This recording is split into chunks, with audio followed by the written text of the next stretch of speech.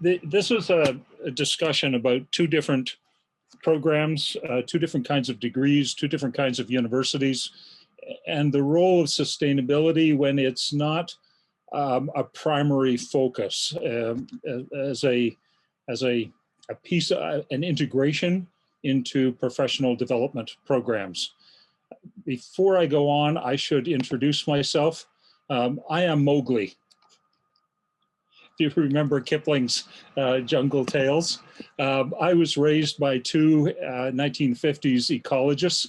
My mother was a botanist who taught me Latin as my second language, naming all of the plants and their botanical names.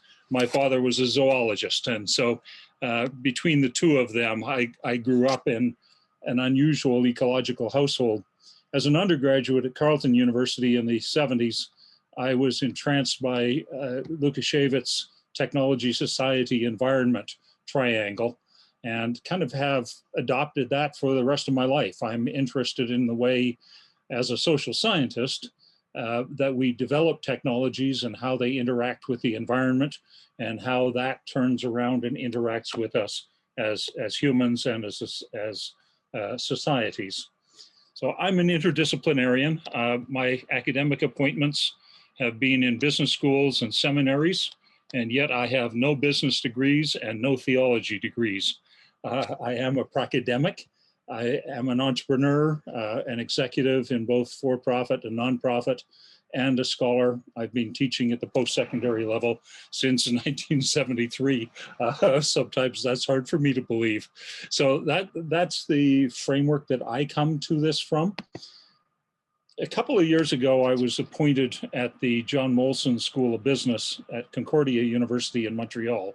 It's a very large business school, one of Canada's largest. I was a visiting scholar there for the academic years of 2017-18, and they asked me to teach 4 courses. One was an introductory course in entrepreneurship, which sort of looks like my primary focus most of the time. But they also asked me to teach 3 quite different editions of a new foundation course. Concordia in 2017 launched a new MBA that had a strong sustainability focus in it. And the foundation course, the introductory course for incoming students, also turned out to be the capstone course for finishing students. So while I had both day students, largely full-time and younger, and evening students, largely part-time and mid-career working professionals, I got some who were about to graduate, as well as some who were just starting their MBAs. That particular course talked about the responsibilities of the manager, 40% focus on the role of managers, 30% on ethics, 30% on sustainability. At Rutgers, I started at Rutgers more than 20 years ago as the chairholder for the State of New Jersey Chair in Entrepreneurship and Small Business. I've had a number of other stops along the way, including our friends at Rowan. Greetings, Dilip. Good to hear your voice again. And along the way, I got tapped to teach this capstone course in the Masters in Business and Science program. It's a program that is an independent graduate program. It's in neither the business school nor the Faculty of Science. It focuses on people with science backgrounds coming across to learn something about business with the idea that they are going to build their careers as managers in science-intensive organizations. The MBS programs started in 1998 with funding from the Sloan and Keck Foundations. They were designed to improve the United States' national competitiveness in a global economy based on innovation and particularly technological innovation. Since the initial 12 grants were made, the programs have proven themselves valuable, and they have expanded to the point now where there are over 400 around the world in a dozen countries, and there are now over 300 of them in the United States. The program at Rutgers is arguably the largest and most technologically diversified. We have over 600 students now enrolled and over 30 technology concentrations. One of the challenges in this particular program is students come in with an undergrad background in science. And if you think back to what you know about your own science undergraduate programs, those ones are largely where the methodology is known and the student's responsibility is to learn the method, and the proof of whether or not they learned the method of science properly is that they get the right answer to problems. Neither that nor their lab experience after graduation with a bachelor's degree in science leads them to understand the innovative edge. And if what we are trying to do is what Sloan and Keck originally understood, is to bring new technologies to new markets, then that expectation that there is a right answer is turning out to be problematic. And I think you'll notice this also from people who have done graduate studies here, that when we move into the graduate level, we're really looking for an innovative edge. We're looking for problems that haven't yet been solved. We are looking for knowledge for which the right answer is yet to be defined. And that's what we do in graduate work. We work on Tom Kuhn's boundaries of normal science. We look for incremental improvements in knowledge models and all the way up to significant improvements in knowledge that lead us to breakthroughs, to revolutions. I'm an advocate that Tom Kuhn's model of revolutionary methods, revolutionary developments in science also applies to business, and particularly to sustainability business. So now the basic programs, comparisons are up here. Rutgers is a master's in business and science. Concordia is a master of business administration. In our MBS program at Rutgers, sustainability is one of more than 30 technological concentrations. The program is designed to prepare general managers. It's a general management program, but for science-intensive organizations. Half of the program gives the students a graduate degree in their favorite field of technology, so pretty good expertise in applied science. And the other half takes them from, gee, Prof, I've never read a Wall Street Journal. How is it written? All the way up to the Capstone course that I teach, which is an advanced course in innovation management, technology, entrepreneurship. At Concordia, sustainability is now a major theme in the revamped MBA. It is throughout the program, and you'll notice that when I deal with Concordia, I generally use the Canadian spelling. So in the United States, program has, what do we have, 7 letters. In Canada, it has 9 letters. So that's not an error, that's an intercultural adaptation. In that foundation course, the framework for that whole new MBA, sustainability is designed as 30% of the content. The program as a whole is designed to prepare people for generalists in management, although at upper levels, there are management discipline specialties. In the MBS at Rutgers, the 3 prerequisite courses before they get to my capstone are an introductory course in communications and leadership, a single course in accounting and finance and economics, and a single course in marketing for science and technology businesses. There's also a 1-credit ethics course, which gets into a different kind of debate. Popular electives on the business side include product innovation and design, project management, supply chain, including Kevin Lyons' courses in green supply chain, intellectual property valuation, and regulatory affairs. They had to add up enough there to get to 18 credits, and there's a variety of different ways of doing it, but the 3 prerequisites coming in are communications, accounting, marketing. And then over on the technology side, there's about 30 different concentrations, maybe more than 30 now. So we approved 2 new ones at the faculty meeting last week. And sustainability is one of those technology concentrations. It's listed as a business and life science concentration, but there are lots of others. The most popular ones in my current course, by the way, I have 66 students in the current course. Last spring, we had 74 who finished it, and enrollment jumped about 25% over the summer.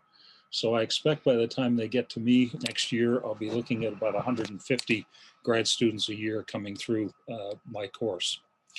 Big data, analytics, drug discovery and development, user experience design, food science and technology, personal care science, biotech and genomics, engineering management, cybersecurity are the top ones in my current class. I have 1 sustainability concentrator in the class. Last spring, I think I had 3 out of 74. It's not our most popular one, but it is possible to specialize in sustainability in the Rutgers MBS program. The Capstone course that I teach is perhaps where we can talk about the integration of sustainability in the program. It's organized at 3 levels. There are plenary sessions where we pass through knowledge that we expect every MBS graduate to have. We have workshops on weekends that are voluntary, but those are for specialists in a particular field like marketing, although there are no marketing majors and they only take the 1 marketing course, but they have potential to do marketing work, and other interested students. Sustainability is in that plenary course. It's also in the workshop.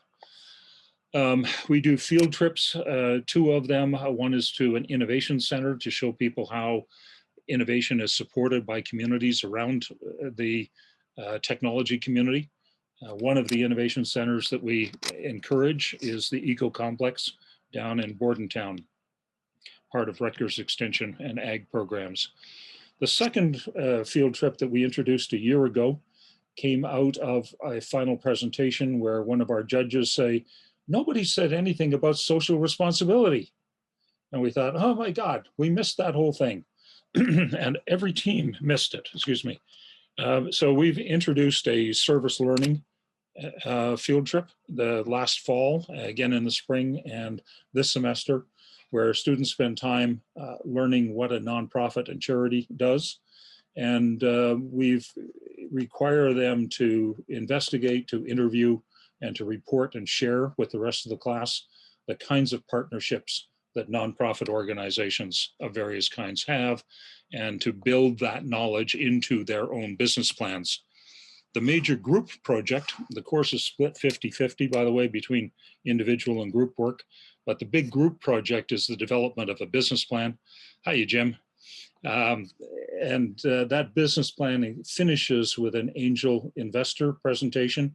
In this case, it'll be December 14th and 15th.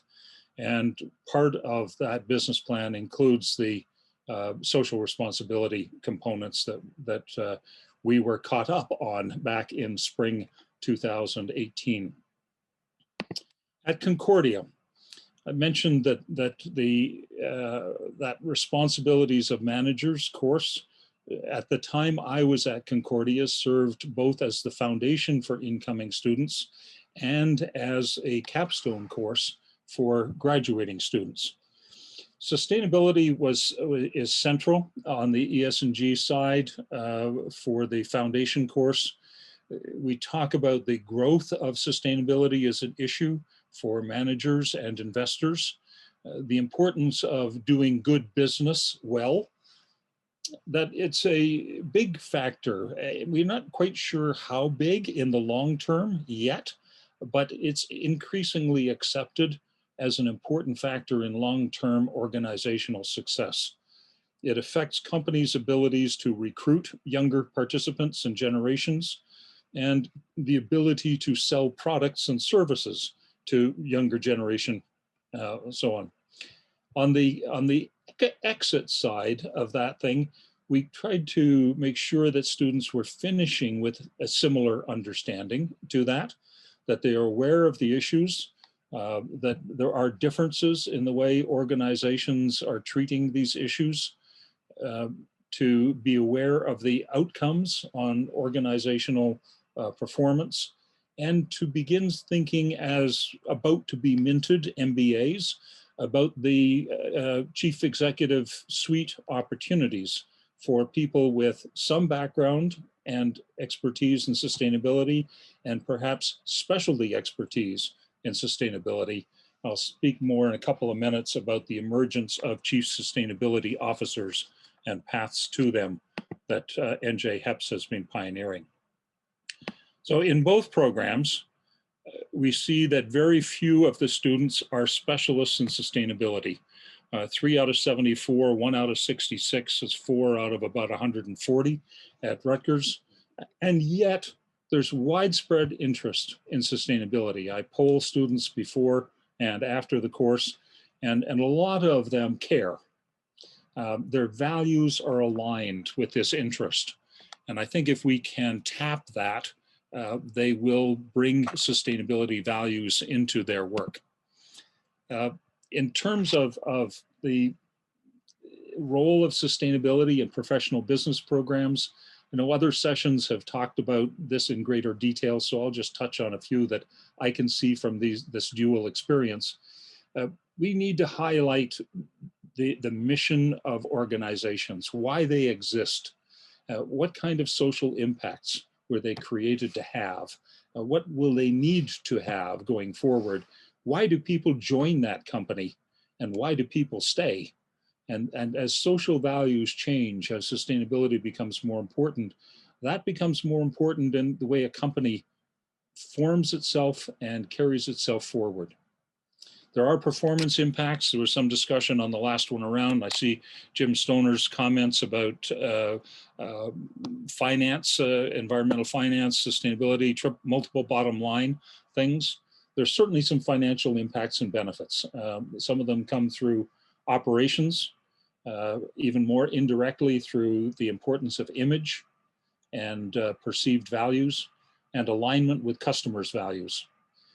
The constraint that I see is the need in complex organizations to have interaction among values. So if we want to improve our sustainability outlook, how do we do that? What resources do we take from where in order to put more resources into sustainability? I saw one of the major universities in New Jersey a few years ago went from a quarter-time sustainability officer to a staff of 12. Well, that's a shift in internal values and budgeting and personnel assignments. And where do those resources come from? I think that helps us teach this.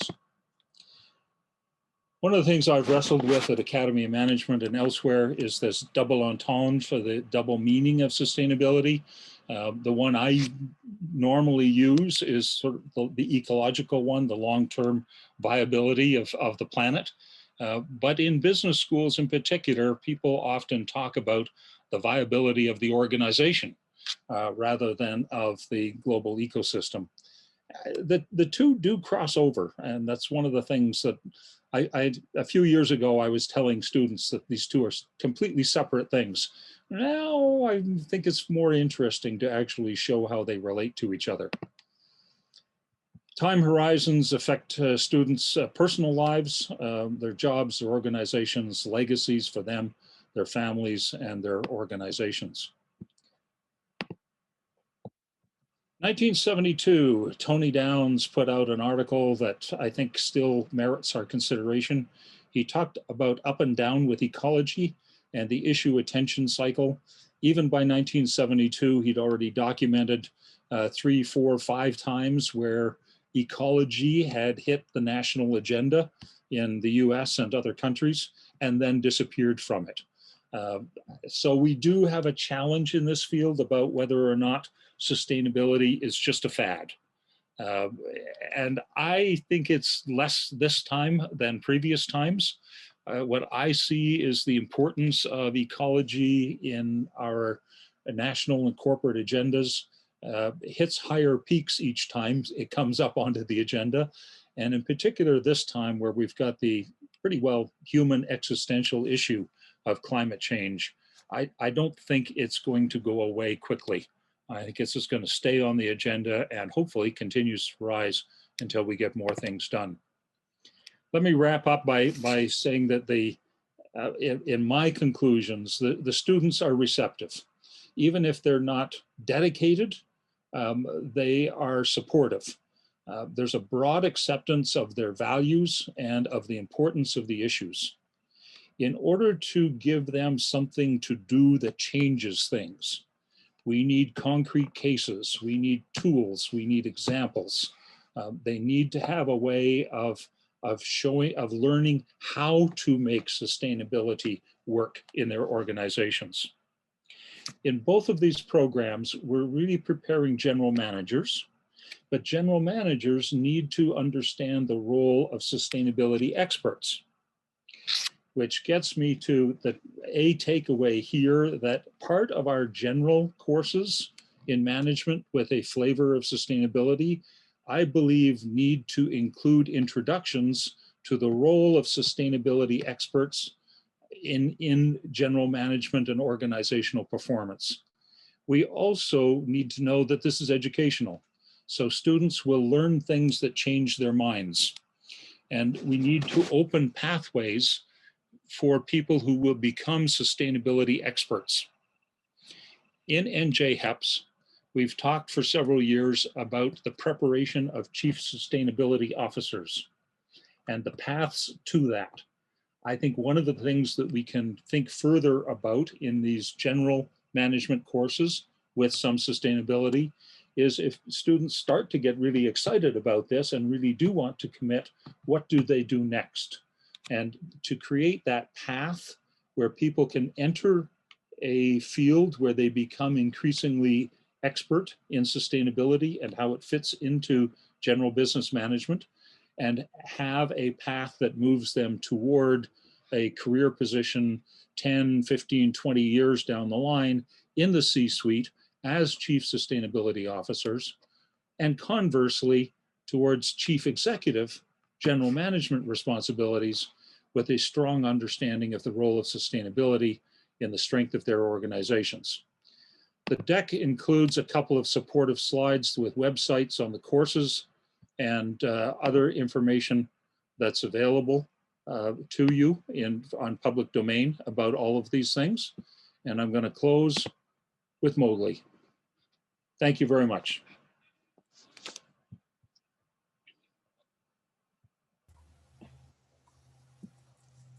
Wonderful, thanks. Some people were asking if you could possibly share the syllabi with everybody who attended the session. And also, if you could send us your slides, Tom, we'd appreciate it. Sure. So, Gina, do you want me to send the deck and a syllabus? Yes. Okay. That would be super. Thank you so much. Mm-hmm. Also, I want to remind everybody to fill out the star. If you go to the Entendre app, there's a star at this session, and then you click on that, and there's 1 to 5 stars, and you can give Tom some stars. That was great, Tom. Very well done. Very interesting. Thank you so much. Hey, you're welcome. Glad to have it. Look forward to the comments.